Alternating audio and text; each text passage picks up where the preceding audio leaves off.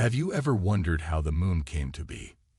Prepare to be amazed as we delve into the mind-boggling theory of the giant impact hypothesis. Join us on an extraordinary journey through space and time as we uncover the secrets behind the birth of our nearest celestial neighbor. From the cataclysmic collision of two massive objects to the formation of a new world, this video will take you on a thrilling ride through the history of our solar system. Don't miss out on this incredible opportunity to expand your knowledge and curiosity about the mysteries of the universe. Watch the mind-blowing revelations of the giant impact hypothesis. What is the giant impact hypothesis? The prevailing theory supported by the scientific community, the giant impact hypothesis, suggests that the moon formed when an object smashed into early Earth. Like the other planets, Earth formed from the leftover cloud of dust and gas orbiting the young sun. The early solar system was a violent place, and several bodies were created that never made it to full planetary status. One of these could have crashed into Earth not long after the young planet was created. Known as Theia, the Mars-sized body collided with Earth, throwing vaporized chunks of the young planet's crust into space. Gravity bound the ejected particles together, creating a moon that is the largest in the solar system about its host planet. This sort of formation would explain why the moon is made up predominantly of lighter elements, making it less dense than Earth. The material that formed it came from the crust, while leaving the planet's rocky core untouched. As the material drew together around what was left of Theia's core, it would have centered near Earth's ecliptic plane, the path the sun travels through the sky, which is where the moon orbits today. Earth's greatest spin-off. Before Earth and the moon, there were Proto-Earth and Theia, a roughly Mars-sized planet. The giant impact model suggests that at some point in Earth's very early history, these two bodies collided. During this massive collision, nearly all of Earth and Theia melted and reformed as one body, with a small part of the new mass spinning off to become the moon as we know it. Scientists have experimented with modeling the impact, changing the size of Theia to test what happens at different sizes and impact angles, and trying to get the nearest possible match. People are now tending to gravitate towards the idea that early Earth and Theia were made of almost the same materials to begin with, as they were within the same neighborhood as the solar system was forming, explained Sarah. If the two bodies had come from the same place and were made of similar stuff, to begin with, this would also explain how similar their composition is. How was the moon formed? Evolving legacy of Apollo. The moon has always beckoned. Long before our ancestors realized wandering stars were planets sharing the solar system with Earth, they recognized the moon was a sort of sibling to our planet, and one of the first big questions to arise was sure: how did the moon come to be? 50 years ago, humans accomplished one of the greatest feats of exploration when we set foot on the moon. The importance of the Apollo program has been recognized as a political and technological triumph, but less widely appreciated is the scientific windfall brought by the nearly 900 pounds, 400 kilograms, of lunar samples Apollo astronauts returned to Earth. These samples have ultimately proven vital to answering the age-old question of how the moon formed. Apollo rocks reveal the moon's past. Our planet has largely erased the record of its ancient past thanks to a continual reshaping of its surface through geological activity.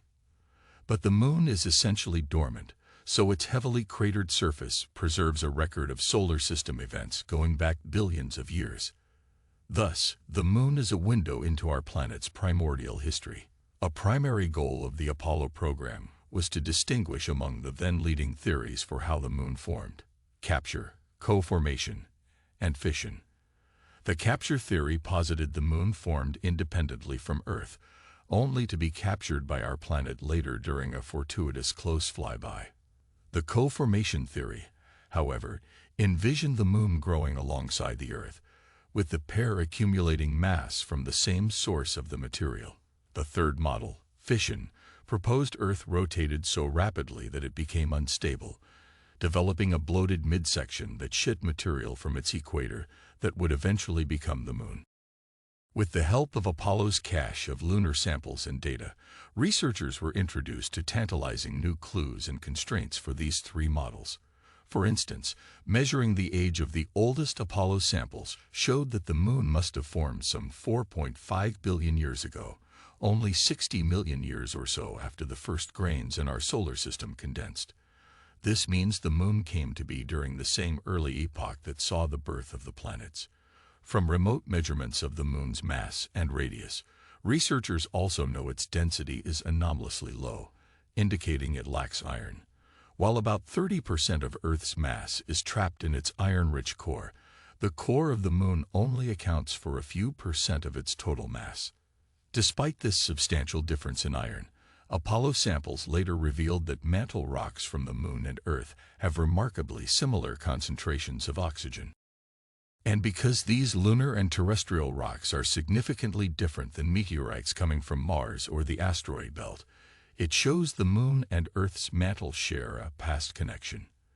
Additionally, compared with Earth, lunar rocks were also discovered to be more depleted in so-called volatile elements, those that vaporize easily upon heating, a hint that the Moon formed at high temperatures. Finally, researchers know that tidal interactions forced the Moon to spiral outward over time, which in turn caused Earth to spin more slowly. This implies the Moon first formed much closer to Earth than it is now. Precise measurements of the Moon's position using surface reflectors placed during the Apollo program subsequently confirmed this, verifying the Moon's orbit expands by about an inch each year. Different oxygen isotope. Thanks to a different approach that examined the same samples, a study in March 2020 cleared up the confusion.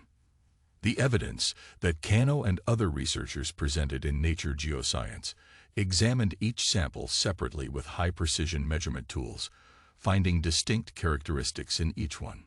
Scientists concluded that the Moon appears to have different oxygen isotope compositions from our planet. This data, found in samples from deep inside the lunar mantle, 30 miles beneath the surface, supports a giant impact origin story. Furthermore, this reveals more about the mysterious Theia. Our findings imply that the distinct oxygen isotope compositions of Theia and Earth were not completely homogenized by the Moon-forming impact, thus providing quantitative evidence that Theia could have formed farther from the Sun than did Earth, the researchers note in their paper. In conclusion, the giant impact hypothesis provides a fascinating explanation for how the Moon was formed, and the evidence supporting this theory continues to grow. As we continue to explore and study our solar system, we can only imagine the incredible discoveries and revelations that await us. The Moon holds a special place in our hearts and minds, and understanding its origins helps us better understand our place in the universe. So don't wait any longer. Join us in this journey of discovery and exploration, and let's unlock the secrets of our universe together. Also, don't forget to subscribe to our channel, or you will miss out on our videos.